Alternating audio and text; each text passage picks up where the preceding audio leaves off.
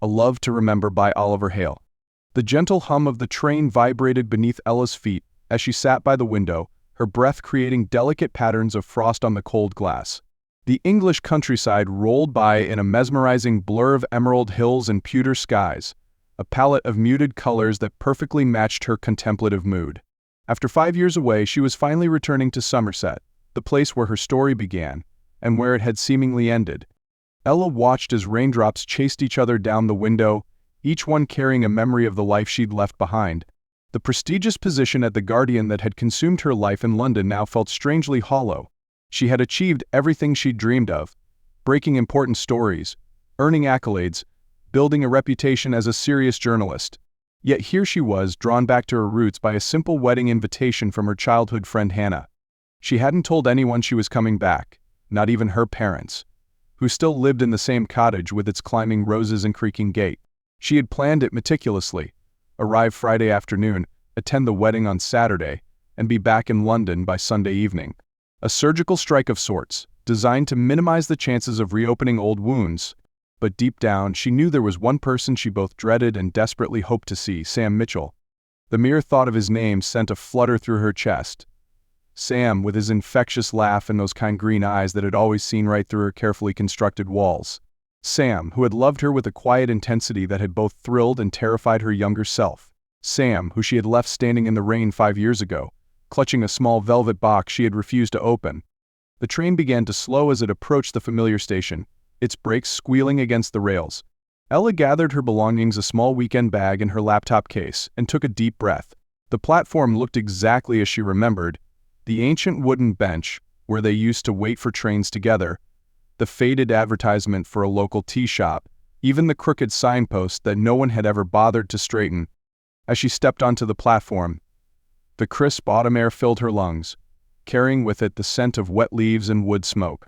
It was a scent that belonged uniquely to Somerset in fall, so different from London's perpetual mix of exhaust fumes and coffee shops. For a moment she stood still, letting the memories wash over her. "Ella?" A familiar voice called from behind, sending a jolt of electricity down her spine. She turned slowly, her heart performing a complicated gymnastics routine in her chest. And there he was, leaning against the station's stone wall as if he had been waiting there all along. Sam looked both exactly the same and completely different. His dark hair was shorter now, styled more professionally than the casual waves she remembered, and he wore a charcoal gray coat that spoke of success. But his eyes, those beautiful green eyes, hadn't changed at all. "Sam," she managed, her voice barely above a whisper, "I didn't expect to see you here." He pushed himself off the wall and took a few steps closer, his movements careful and measured. "I could say the same. It's been a long time." 5 years, she said, then immediately wished she hadn't. The fact that she knew the exact duration of their separation revealed far too much. A smile tugged at the corner of his mouth. 5 years and 2 months, but who's counting? The tension broke slightly and Ella found herself laughing despite her nervousness. This was what she had always loved about Sam, his ability to diffuse any situation with gentle humor. "You look good," he said, his eyes taking in her appearance. "London seems to agree with you." Ella smoothed down her coat self-consciously. "Thank you. You look successful." She gestured to his attire. "Ah, this." He plucked at his coat with a self-deprecating smile. "Turns out there's good money in sustainable architecture. Who knew? You did it then? Started your own firm?" His eyes lit up. "Mitchell Associates, we specialize in eco-friendly residential developments. Remember those sketches I used to bore you with? Turns out people actually want to live in houses that don't cost the earth, literally and figuratively." Pride swelled in Ella's chest. She had always believed in Sam's vision, even when others had dismissed it as impractical. "That's wonderful, Sam. Really wonderful." They stood in silence for a moment, the weight of unspoken words hanging between them like morning mist. Around them, the few other passengers who had disembarked hurried past, leaving them alone on the platform.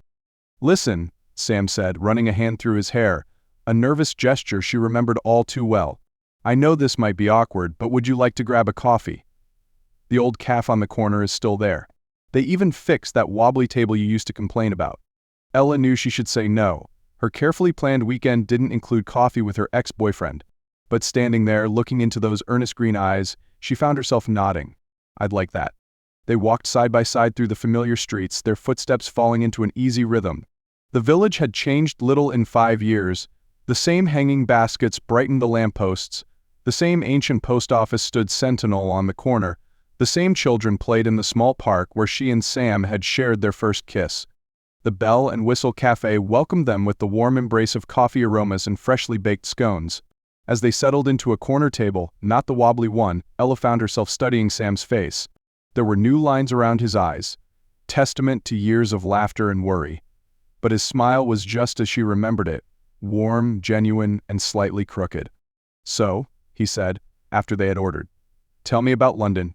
You're writing for The Guardian now?" Ella nodded, wrapping her hands around her coffee cup. "Senior political correspondent. It's intense, rewarding but intense." "I've read your articles," he admitted, causing her to look up sharply. "You've made quite a name for yourself.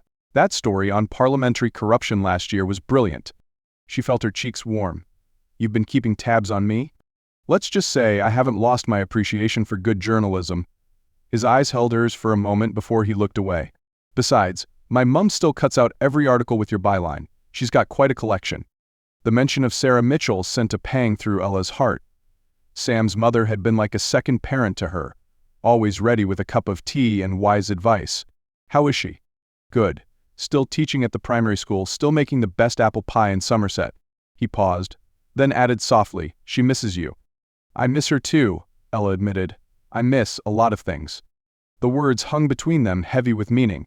Sam leaned forward slightly, his coffee forgotten. "Why did you really come back, Ella?" She opened her mouth to say Hannah's wedding, but the truth spilled out instead. "I needed to know if I made the right choice. 5 years ago, I was so sure that London was the answer to everything. That success meant leaving all this behind." She gestured vaguely at their surroundings. "But lately I've been wondering." "What have you been wondering?" Sam's voice was gentle, encouraging. "If I left behind more than I gained." She met his eyes. "If there was a way to have both, the career and everything else." Sam was quiet for a long moment, thinking. Then he reached into his coat pocket and pulled out a small, worn velvet box. Ella's heart stopped as he placed it on the table between them. "I've carried this with me every day for 5 years, he said quietly.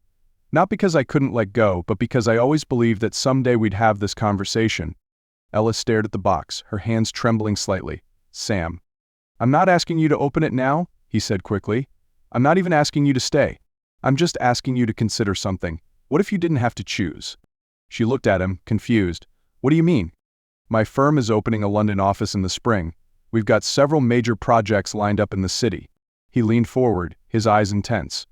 "What if there was a way to have your career and still have us?" The possibility hit her like a physical force, stealing her breath. "You're moving to London."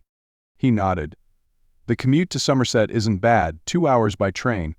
I could split my time between both offices, have the best of both worlds." A small smile played on his lips. "Unless you found someone else." "No," she said, perhaps too quickly. "There hasn't been anyone else." "Me neither." He reached across the table, his fingers brushing hers. "I don't expect an answer today, Ella. Take the weekend. Think about it. All I'm asking is that you consider the possibility that maybe, just maybe, timing is everything." Outside, snow had begun to fall, delicate flakes dancing past the window. It reminded Ella of another snowy day, 5 years ago, when she had made a choice that had altered both their lives.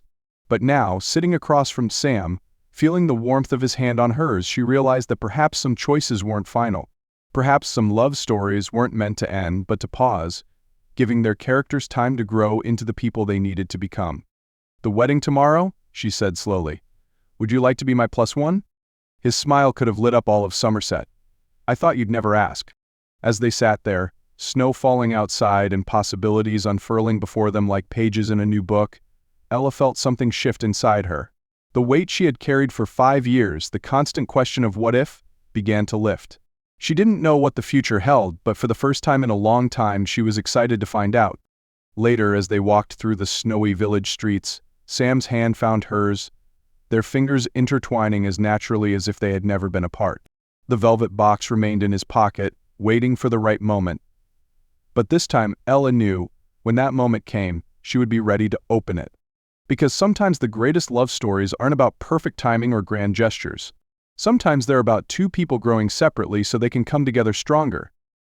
Sometimes they're about finding your way back home, only to discover that home isn't a place at all, It's a person who has been waiting for you all along." As the snow continued to fall around them, Ella squeezed Sam's hand, and he squeezed back. The village had waited for her, and so had he. And now they were ready to begin again together.